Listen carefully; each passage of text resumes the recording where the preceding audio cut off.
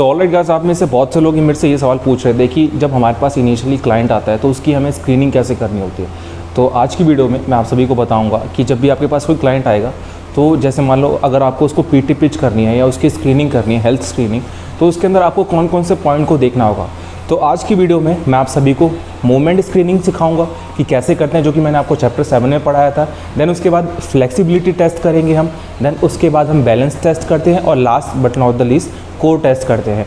तो इसी के आधार पर आप एक क्लाइंट को जज करते हैं कि उसके अंदर क्या क्या कमी हो रखी है, कहाँ पे क्या चीज़ उसको सुधार करने की ज़रूरत है। उसी को आप सभी असेस करके जब आप पीटी पिच करते हैं तो उस टाइम पे उसका आप यूज़ कर सकते हैं। तो चलिए, मेरे पास एक मेरा जो दोस्त है, आज मैं उसके ऊपर करके दिखाऊंगा आप सभी को, तो कम्प्लीटली मेरे साथ लास्ट तक बने रहिएगा।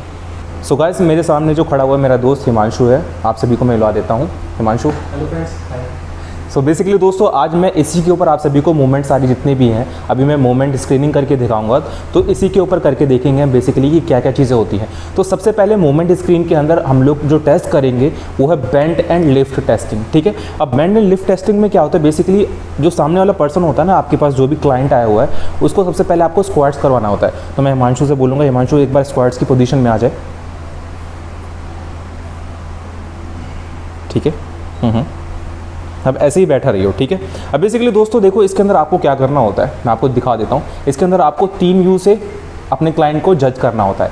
एक तो ये साइड व्यू हो गया, फिर उसके बाद आपको एक फ्रंट व्यू देखना होता है, देन उसके बाद आपको एक बैक व्यू देखना होता है, बैक में उसके नंबर को। अब मैं आपको बता देता हूँ, सबसे पहले फ्रंट में हम लोग क्या देखते हैं। सो फ्रंट में आप सभी देखिए इसके नीज़ को, ठीक है। आपको इसके नीज़ के ऊपर फोकस करना है कि क्या इसका नी जो है केव इन तो नहीं हो रहा, नी वॉल्गस तो नहीं हो रहा। आप सभी देख सकते हैं कि नी वॉल्गस नहीं हो रखा, और जो नी है ना, ये आपका जो नी सेकंड टो की तरफ जाना चाहिए। सेकंड टो बोले तो अंगूठे के बराबर वाला, उसकी तरफ उसकी अलाइनमेंट होनी चाहिए। तो ये बिल्कुल परफेक्ट है। तो नी को हमने सामने से देख लिया, ये बिल्कुल सही है।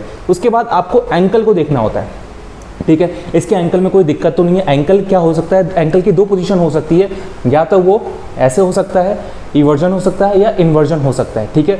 एक और आम भाषा में समझा देता हूँ मैं, या तो प्रोन हो सकता है या सुपाइन हो सकता है। तो आप इसके एंकल को देखो, एंकल में क्या है, बिल्कुल परफेक्ट है, एंकल इसका बिल्कुल सही है, ना ही ये प्रोन हो रखा है ना ही ये सुपाइन हो रखा है, बिल्कुल सही परफेक्ट पोजीशन पे आ रखा है।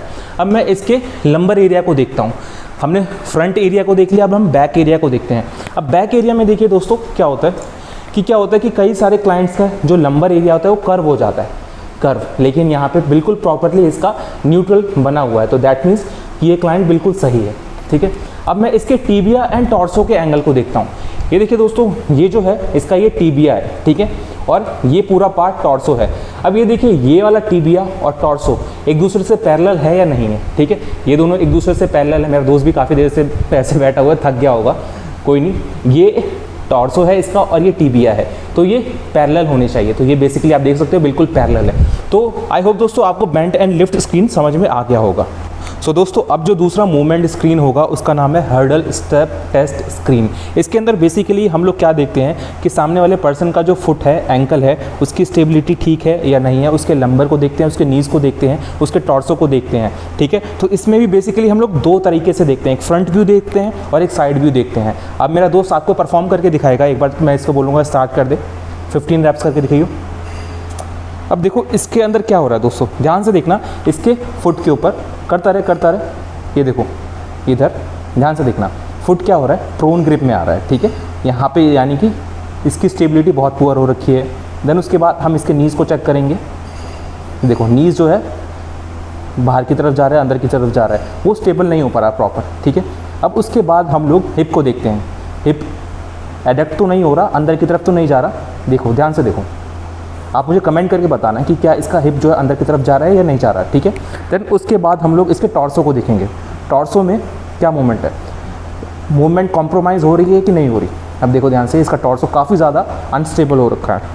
देन उसके बाद अपने पैर को, इसको मैं बोलूँगा डॉर्सिफ्लेक्शन करके वो आगे की तरफ जाए। इसके पैर को डॉर्सिफ्लेक्शन करके ही आगे की तरफ जाना है, ठीक है, डॉर्सिफ्लेक्शन करके। देन उसके बाद हम लोग साइड से देखते हैं। आप साइड का व्यू उसका देखते हैं कैसा आ रहा है। साइड के व्यू में हमको इसके लंबर को देखना है, ठीक है। लंबर जो है इसका काफ़ी ज़्यादा टिल्ट हो रहा है, देखो लंबर दिखा आपको, काफ़ी ज़्यादा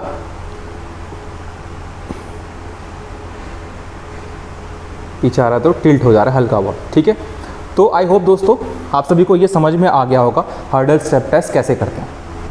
सो दोस्तों अब जो हम लोग तीसरा मूवमेंट स्क्रीन करने जा रहे हैं उसका बेसिकली नाम है शोल्डर पुश स्टेबलाइजेशन स्क्रीन। अब इसके अंदर बेसिकली हम क्या देखते हैं कि सामने वाले पर्सन को हम लोग पुशअप्स करवाते हैं। पुशअप्स के दौरान हम देखते हैं कि जो उसका जो स्कैपुला है उसके अंदर कोई विंगिंग तो नहीं आ रखी, और उसका जो लंबर एरिया है उसके अंदर काफ़ी ज़्यादा आर्च तो नहीं है। जो भी आपने देखा होगा, जो बिगनर क्लाइंट आते हैं आपके, बिगनर जो उन्होंने अपनी जिम की जर्नी जो स्टार्ट करी होती है, तो जब भी वो आते हैं तो उनके आप देखते हो कि लंबर में बहुत ज़्यादा आर्च बन जाता है, या तो वो पुशअप्स कर ही नहीं पाएंगे, जब करते हैं तो उनका जो लंबर है बहुत ही ज़्यादा उसके अंदर आर्च बन जाता है। तो मैं अपने दोस्त से बोलूँगा कि ये पुशअप करके दिखाए, ठीक है। आप देख लीजिए इसने पोजीशन रख ली है, आपको इसके स्कैपुला में विंगिंग दिखाई दे रही है। यहाँ पे इस पोजीशन से थोड़ा बहुत नहीं दिखा पाएगा, लेकिन आप देख सकते हैं इसके स्कैपुला में बिल्कुल भी विंगिंग नहीं है, ठीक है, यानी कि ये बिल्कुल सही कर रहा है। लेकिन अब हम इसके आर्च लंबर के एरिया को देखते हैं, लंबर में आर्च है या नहीं है। लंबर में भी ये जो न्यूट्रल है आपका, इसका लंबर हमेशा न्यूट्रल होना चाहिए, लंबर में बिल्कुल भी आर्च नहीं है। तो दैट मीन्स कि ये बिल्कुल परफेक्ट कर रहा है। मैं अपने दोस्त को बोलूँगा रुक जाए। तो दोस्तों ये था हमारा तीसरा स्क्रीनिंग जिसको हम बोलते हैं शोल्डर पुश स्टेबलाइजेशन स्क्रीन। सो दोस्तों अब जो चौथा स्क्रीनिंग है हमारा मूवमेंट स्क्रीन, फोर्थ वन है, वो है हमारा थोरेसिक स्पाइन मोबिलिटी स्क्रीन। इसके अंदर बेसिकली क्या करते हैं कि हमको अपने स्पाइन को 45 डिग्री तक रोटेट करना होता है। अगर उसके अंदर कोई भी हमारे मूवमेंट कॉम्प्रोमाइज़ हो रही है, दैट मीन्स कि उसकी स्टेबिलिटी ख़राब है, और उसके बाद हमको देखना होता है कि क्या हिप का जो रोटेशन है वो कहीं गड़बड़ तो नहीं है, लंबर स्पाइन जो है उसके अंदर काफ़ी ज़्यादा आर्च तो नहीं आ रहा। तो मैं अपने दोस्त से बोलूँगा एक बार वो स्टार्ट करे इसको। तो आपको सबसे पहले इसको यहाँ पर रख लेना है अपने नेक के पास। फुटबॉल को थोड़ा सा पीछे कर ले, फुटबॉल को थोड़ा सा अंदर कर, हाँ दैट्स इट। अब मैं इसको बोलूँगा कि 45 डिग्री पे ये रोटेट करे लेफ़्ट साइड में। देखिए इसने पूरा रोटेट कर लिया है।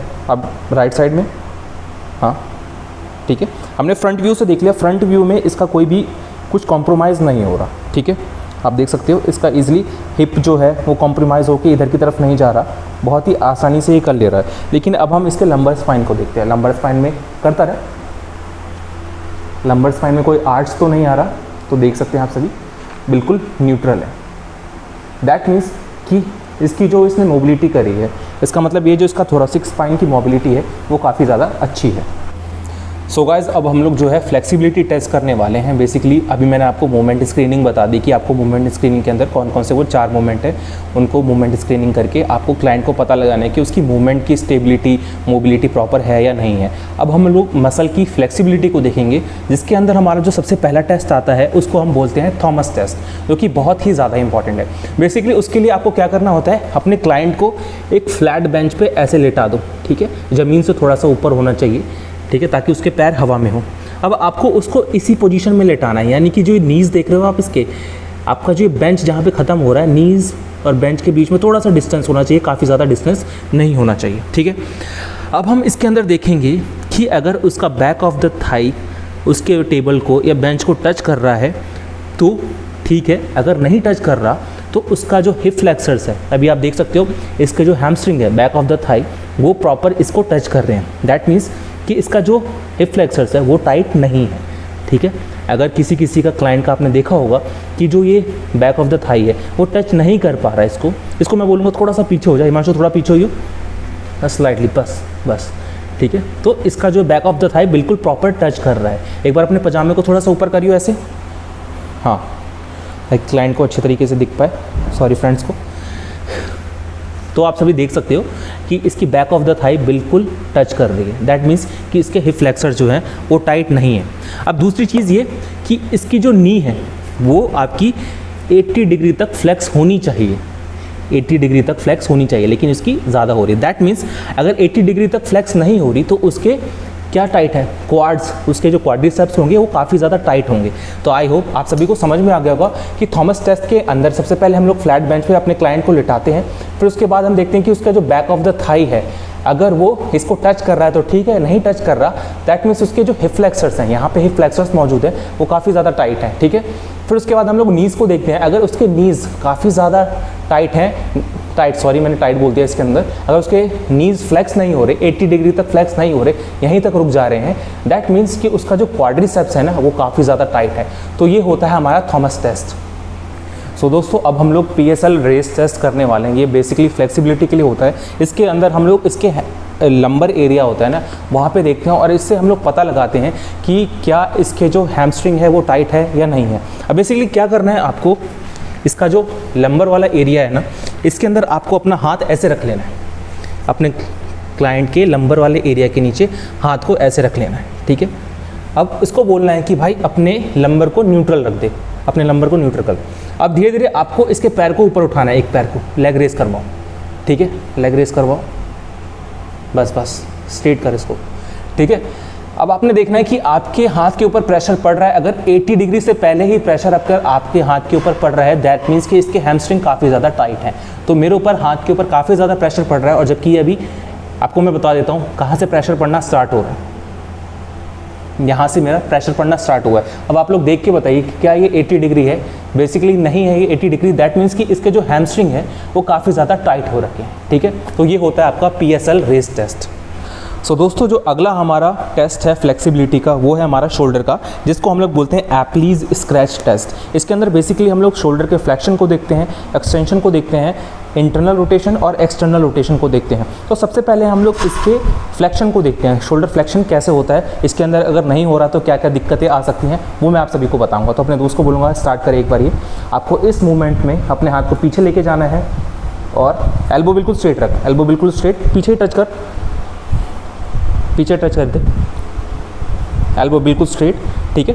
अब आप देख सकते हो इसके अंदर इसने बिल्कुल टच कर लिया है यहाँ पे। अगर किसी का ये नहीं हो पाता तो उसके मतलब क्या होता है? बेसिकली उसका मतलब होता है कि उसके जो लैट्स हैं वो काफ़ी ज़्यादा टाइट हैं, ठीक है, उसके जो पेक्स हैं वो काफ़ी ज़्यादा टाइट हैं। तीसरा है उसका एब्डोमेन काफ़ी ज़्यादा टाइट है, या एक और कारण हो सकता है कि उसको काइफोसिस भी हो सकता है।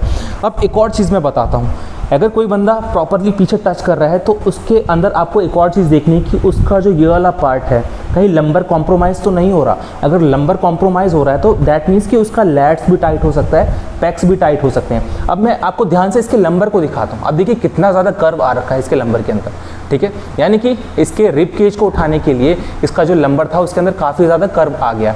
इसका मतलब ये है कि इसके जो लैट्स हैं, पैक्स हैं, वो टाइट हो रखे हैं, ठीक है। तो ये होता हमारा शोल्डर फ्लेक्शन का टेस्ट। तो दूसरा जो एप्लीज स्क्रैच टेस्ट है उसके अंदर हम लोग क्या क्या चीज़ें देखते हैं। अब इसके अंदर हमारा जो है एक्सटेंशन है। अब आपको अपने क्लाइंट को इस तरह से करवा देना है, इस तरह से लिटवा देना है। उसको बोलिए अपने फेस को सामने करिए हिमांशु, फेस को सामने, हाँ दैट्स इट। अब उसके बाद अब इसके हाथ को बोलना है आपको पीछे लेके जाए, प्रॉपर पीछे लेके जाए पूरा, हाँ आराम से, ठीक है। अब आपके इसके हाथ को 50 to 60 डिग्री तक आपको फ्लोर से ऊपर लेके जाना है, लेकिन इसका 50 to 60 डिग्री नहीं आ पा रहा है, प्रॉपर नहीं आ रहा है, ठीक है। नीचे छोड़ दे कोई दिक्कत नहीं है, ठीक है। तो इसका मतलब अगर वो 50 to 60 डिग्री ऊपर तक एक्सटेंड नहीं कर पा रहा अपने हाथ को, दैट मीन्स क्या होगा, उसके जो बाइसेप्स ब्रेकाई हैं वो काफ़ी ज़्यादा टाइट हो रखे हैं, एंटीरियर डेल्टॉइड्स हैं वो काफ़ी टाइट हो रखे हैं, पैक मेजर जो है उसका काफ़ी टाइट है, एब्डोमेन एंड सब स्कैपुलरिस मसल्स वो काफ़ी ज़्यादा टाइट हो रखी है। इसी वजह से इसके जो एक्सटेंशन है वो प्रॉपर नहीं हो पा रहा। सो गाइज अब जो हमारी अगली एक्सरसाइज है उसका नाम है एक्सटर्नल रोटेशन। अब हम लोग एक्सटर्नल रोटेशन में टेस्ट करेंगे, ये भी एप्लीज स्क्रैच टेस्ट का ही एक पार्ट है। तो मैं इसको बोलूँगा कि एक बार एक्सटर्नल रोटेशन में आ जाए, ये वाला, ठीक है, उस वाले लेफ्ट वाले को थोड़ा सा पीछे कर, ऊपर, दैट्स इट, ठीक है। अब आपने देखना है कि इसका जो हाथ है वो बिल्कुल प्रॉपरली टच कर रहा है फ्लोर को या नहीं। अगर नहीं टच कर पा रहा तो दैट मीन्स क्या क्या दिक्कतें हो सकती हैं।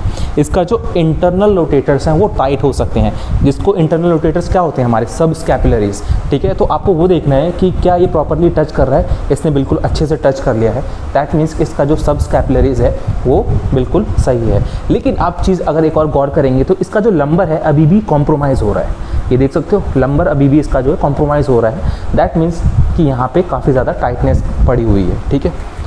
अब जो दोस्तों हम लोग अगला टेस्ट करने वाले हैं वो है हमारा इंटरनल रोटेशन का। अब बेसिकली मैं आप सभी को दिखाता हूँ कैसे करते हैं, एक बार करियो, हाँ हाथ को थोड़ा सा नीचे लेके आ, सीधे वाले हाथ को थोड़ा सा नीचे, सीधे वाले हाथ को सीधे वाले, हाँ दैट्स इट।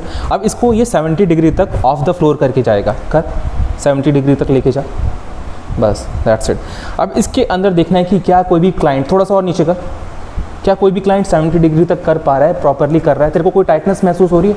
नहीं हो पा रहा ना। तो दैट मीन्स कि यहाँ पे अगर नहीं कर पाता ये, तो इसके जो एक्सटर्नल रोटेटर्स हैं वो काफ़ी ज़्यादा टाइट होते हैं। इसके एक्सटर्नल रोटेटर कौन कौन से होते हैं? टेरेस माइनर होता है और इंफ्रास्पाइनेटस होता है, वो काफ़ी ज़्यादा टाइट है, ठीक है। लेकिन ये प्रॉपरली कर रहा है, तो इसका मतलब इसमें कोई भी दिक्कत नहीं है। सो दोस्तों, अभी तक हमने जो है अपना मूवमेंट स्क्रीनिंग कर लिया, फ्लेक्सिबिलिटी टेस्ट कर लिया। अब बारी है हमारे बैलेंस टेस्ट की। तो बैलेंस टेस्ट के अंदर सबसे पहली चीज़ जो हम लोग देखते हैं वो है हमारा सबसे पहला टेस्ट, उसका नाम है sharpened rhomboid test. Sharpened rhomboid test में क्या काम करते हैं? सबसे पहले हम लोग अपने क्लाइंट को टेंडम स्टेंस में खड़ा कर देंगे। एक बार खड़ा होइए टेंडम स्टेंस में, ठीक है। अब दोनों हाथों को क्रॉस कर ले, ठीक है। आप देखिए ऐसे इसको करवाना है। अब इसको 30 सेकंड तक होल्ड करवा के रखना है। लेकिन इसके अंदर एक ट्रिक ये है कि इसके सामने वाले पर्सन को उसको बोलना है आंखें बंद करो। अब ये 30 सेकंड तक कर पाता है? देखते हैं। स्टार्ट। आंखें बंद कर। 1 2 3 4 5 6 7 8 नहीं कर पाया, बस, ठीक है। दैट मीन्स कि इसकी अगर ये 30 सेकंड तक होल्ड कर पा रहा है तो ठीक है, अगर नहीं कर पा रहा तो इसका जो स्टैटिक बैलेंस है वो काफ़ी ज़्यादा पुअर हो रखा है। सो दोस्तों, जो अगला टेस्ट है उसका नाम है स्टैंड बैलेंस टेस्ट। ये बहुत ही इंटरेस्टिंग है, आप सभी देखना। जो शिवजी होते हैं उनका जो तांडव आपने देखा होगा, तो वो उसी तरीके से आपको मिलता जुलता ये टेस्ट दिखाई देगा। बेसिकली ये बैलेंस के लिए होता है। इसके अंदर हम लोग क्या काम करते हैं, मेरा दोस्त करके दिखाएगा। एक बार अपने पैर को आपको अपनी नीज़ पे रख लेना है, अपने हाथों को क्रॉस करके, आइज़ को क्लोज करके, अपने पैरों को, एंकल को, जो आपका एंकल है ना ये रहा, इसको आपको प्लांटर फ्लेक्शन में लेके आना है। ये अभी से ही जद्दोजहद कर रहा है। और इसको आपको आंख बंद करके 30 सेकंड तक होल्ड, 50 सेकंड तक होल्ड करना है मेल के लिए, और 30 सेकंड के लिए आपको फीमेल के लिए करना है, ठीक है। कर। ये तो 1-2 सेकंड भी नहीं कर पा रहा। कर, आंखें बंद कर। हाँ, कोशिश कर रहा है। आंखें बंद कर। अब इसको प्लांटर फ्लेक्शन में लेके जा, फुट को। ये अपने फुट को प्लांटर फ्लेक्शन में लेके जाएगा। नहीं हो पा रहा, यानी समझ रहे हो काफ़ी ज़्यादा इसका बैलेंस जो है वो बिगड़ा हुआ है, नहीं हो पा रहा, ठीक है। तो ये होता है हमारा स्टैंड बैलेंस टेस्ट।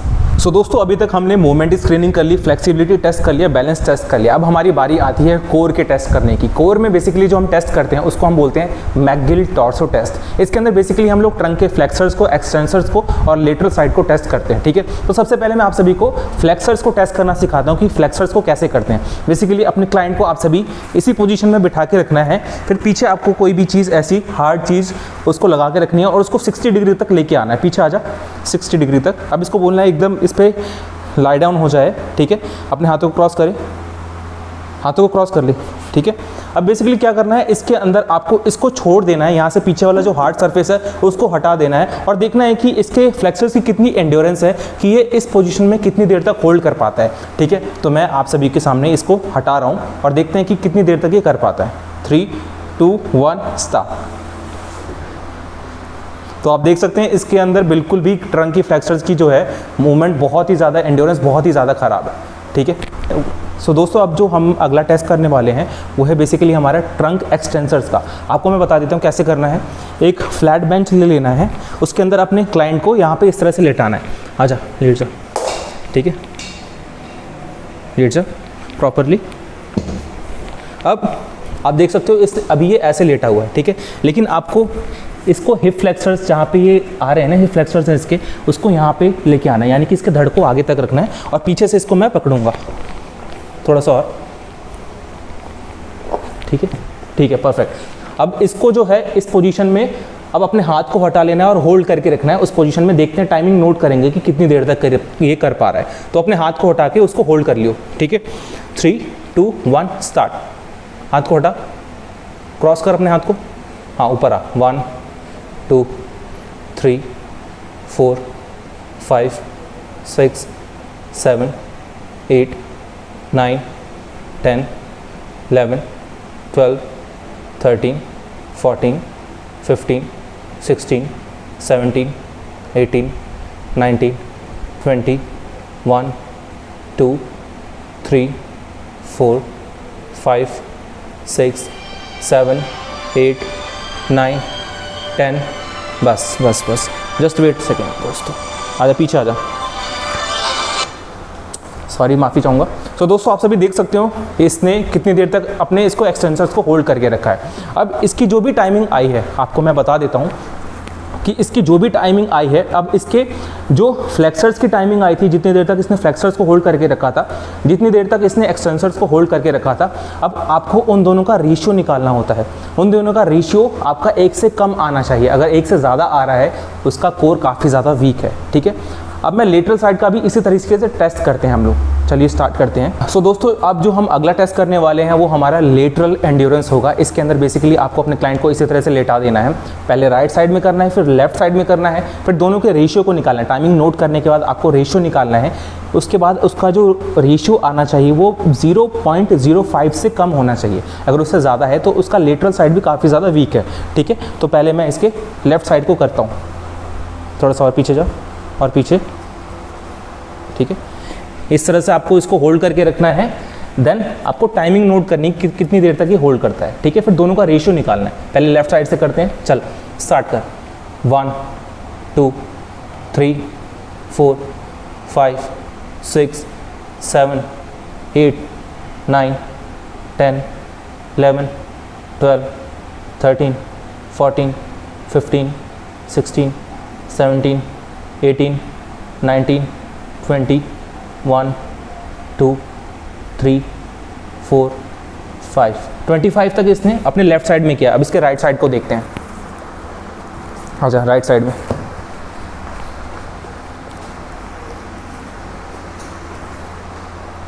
(25) इसका लेफ्ट साइड था, ध्यान रखना, ठीक है। 3 2 1 स्टार्ट। 1 2 3 4 5 6 7 8 9 10 11 12 13 14 15 16 17 18 19 20 1 2 3 4 5 6 7 8 9 10 1 बस 30 सेकेंड। अब आप लोग देख सकते हो इसने जो है इसका लेटरल साइड था, लेफ्ट साइड वाला उसने इसने 25 किया था, और जो राइट साइड है उसके अंदर इसने अपना 30 सेकंड तक होल्ड किया। अब दोनों का रेशियो निकालना है, ठीक है। 25 डिवाइडेड बाय 30। अगर ये 0.05 से ज़्यादा आ रहा है तो इसका मतलब ये है कि इसका जो लेटरल एंड्योरेंस है वो भी काफ़ी ज़्यादा वीक है। लेकिन अगर ये इसके अंदर आ रहा है तो वो ठीक है। तो आई होप दोस्तों आप सभी को आज की वीडियो पसंद आई होगी, और वीडियो पसंद आए तो प्लीज़ चैनल को सब्सक्राइब करके जरूर जाएं। अगर आपका कोई भी सवाल है, कोई भी किसी भी तरीके का आपका कोई भी सवाल होगा ना, तो मेरे को कमेंट सेक्शन में ज़रूर बताएं कि आपको ये इसमें दिक्कत आ रही है, तो मैं उसको प्रैक्टिकली भी आप सभी को करके दिखा दूंगा। तो आई होप अगर आपके पास कोई भी क्लाइंट आ रहा है ना, तो आपको उसकी स्क्रीनिंग इसी तरह से करनी है। सबसे पहले उसकी मूवमेंट स्क्रीनिंग करनी है, फिर फ्लेक्सिबिलिटी की स्क्रीनिंग करनी है, फिर बैलेंस की करनी है, फिर उसके बाद उसके कोर की करनी है, ठीक है। तो ये सारी चीज़ें आपको ध्यान में रखनी होगी। और जो मेरा दोस्त था वो हिमांशु है, उसका भी नया यूट्यूब चैनल उसने स्टार्ट किया है। वहाँ पे वो वर्कआउट से रिलेटेड वीडियोस डालता रहता है, ठीक है। अभी आगे फ्यूचर में डालेगा, क्योंकि अभी तक वो इंस्टाग्राम पे ही डाल रहा था, तो आगे फ्यूचर में वो यूट्यूब पे अपने वीडियोस डालेगा। तो अगर आप सभी मुझे देख रहे हैं तो मैं नीचे डिस्क्रिप्शन में इसके चैनल का लिंक डाल दूंगा, आप सभी इसको जाकर भी ज़रूर फॉलो करें। तो तब तक आप सभी हंसते रहे, मुस्कुराते रहे, अपना ध्यान रखिए। Take care.